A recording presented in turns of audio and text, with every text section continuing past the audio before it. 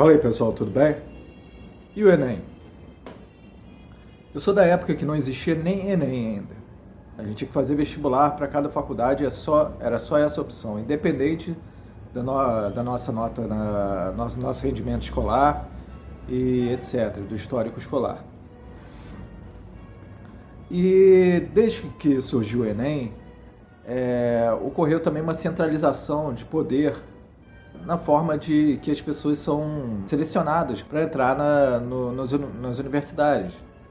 Assim sendo, também uma instrumentalização ideológica por parte das bancas de quem fazia as provas.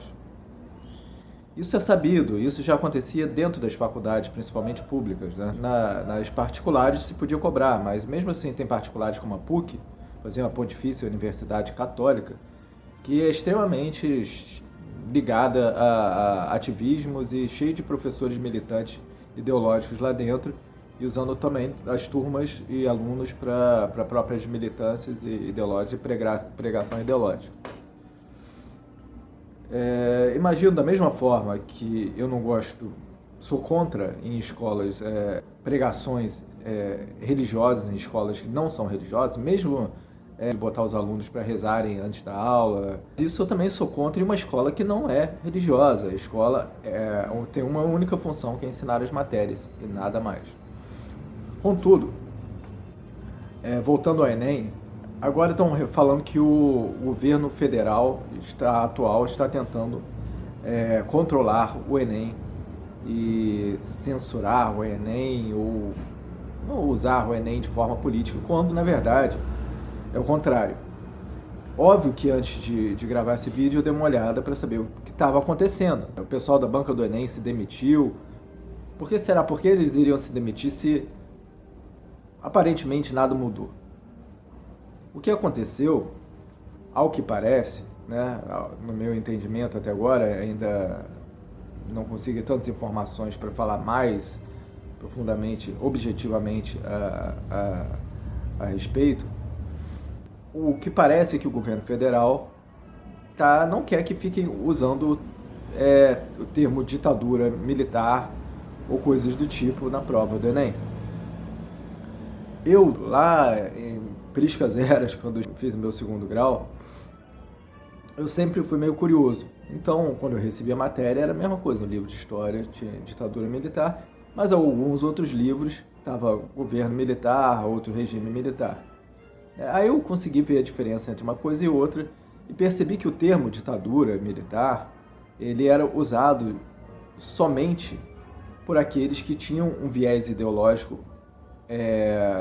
específico, né? E queriam usar aquilo como um pretexto, uma forma de dar suporte às próprias ideologias e crenças, né?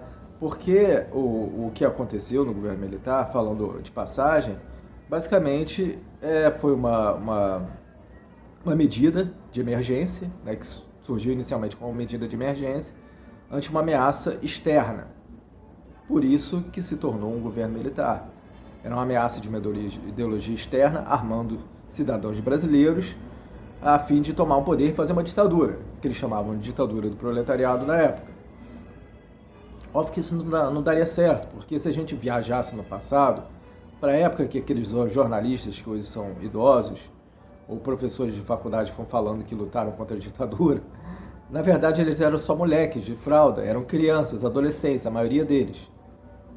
E o que se passou é que eles se meteram no meio de uma briga de faca e reclamaram porque saíram arranhados. E alguns, óbvio que vieram morrer porque ali era uma guerra. Era o governo se defendendo de uma possível ameaça externa, ameaça ditatorial e terrorista. Então, cara, foram se meter no lugar errado. Eu, naquela época, nem me meteria. Desde quando eu vou pagar pau para ideologias, ideologia marxista, ideologia seja o rótulo que seja centro, direita, esquerda, cima, baixo, nenhuma delas. Eu não vou meter em guerra por causa disso. E eles se meteram. Então, aconteceu o que aconteceu. Tem uma jornalista aí, foi choramingando até hoje. Você vê tamanha a imaturidade dela. Ela era uma jovenzinha. E se meteu nessa, procurando festa e putaria, provavelmente é o que sempre procuram esses grupos. E vão ganhar algum espaço para gritar, né? porque poucos estão ali com real noção das coisas. Se tivesse real noção, ele nem estaria ali, porque não estaria sendo usado por grupos ideológicos. Mas ela reclamando na época que botaram ela lá, uma cobra trancada, e aquilo deixou ela marcada para toda a vida. Cara, o que ela passou não é nada, não é nada. Eu tenho histórias na família de ambos os lados. E eu sei como foi ruim na época e como os idiotas estavam do lado se meteram nesse negócio de comunismo na época de Revolução Comunista e essas coisas. Eram idiotas, eram totalmente amorais. Meu tio fez parte disso. Ele mesmo falava que a política deles era mentir até que acreditassem.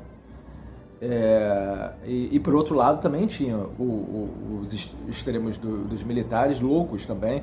Houve torturas, houve tudo, mas era uma guerra de idiotas ali, de idiotias. Aquilo já passou. Então, voltando ao assunto, o governo militar entrou como uma forma emergencial. Mas em seguida, o que ninguém imaginaria é que começaria a assumir formas de ditadura. Quer dizer, ninguém imaginaria, entre aspas, né? Estou sendo sarcástico. Porque todo governo centralizado com poder armado já acaba dando uma ditadura. Todas as ditaduras, tanto de esquerda, direita ou qualquer rótulo que der, todas elas têm a força militar dos lados dela, porque precisa disso para ser uma ditadura. Precisa de poder, de forças armadas para sustentar a ditadura. Mas o que aconteceu?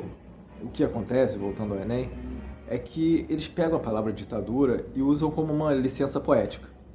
Basicamente, eles usam a palavra ditadura e falam ditadura militar se referindo a um contexto cheio de nuances, que surgiu de uma forma, por um motivo, depois progrediu de uma forma, mudou para outra e se tornou, em alguns pontos, com características ditatoriais. Não era uma plena ditadura para se tomar como uma ditadura. Assim sendo, a palavra ditadura é uma licença poética e não um fato histórico geral, que compreende todo o período de regime militar. Poderiam chamar de regime militar, porque estava ali nas mãos de um governo militar, poder executivo. Então, e o judiciário também.